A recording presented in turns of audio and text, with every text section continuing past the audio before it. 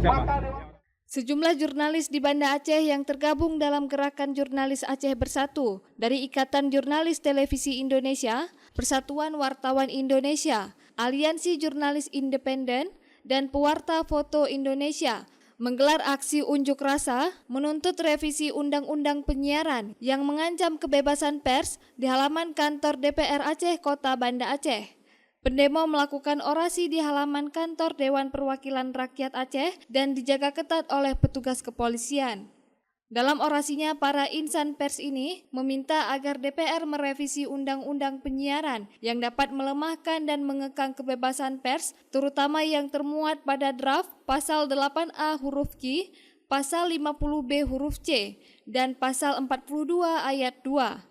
Ketua DPR Aceh Zulfadli mengatakan bahwa pihaknya akan duduk dengan para pimpinan dan komisi terkait untuk membahas ini supaya ada satu keputusan dari lembaga yang sifatnya hanya meneruskan supaya legal. Kita akan duduk dulu dengan pimpinan dan komisi terkait untuk membahas ini supaya ada satu keputusan lembaga.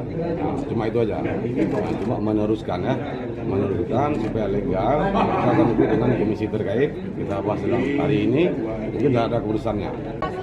Sementara itu, Ketua IJTI Aceh, Munir Nur mengatakan bahwa hasil dari demo yang diterima oleh DPRA kali ini merupakan aspirasi dari insan pers agar dibawa ke Jakarta sehingga semua kekeliruan draft undang-undang yang bertentangan dengan demokrasi Indonesia harus dibatalkan.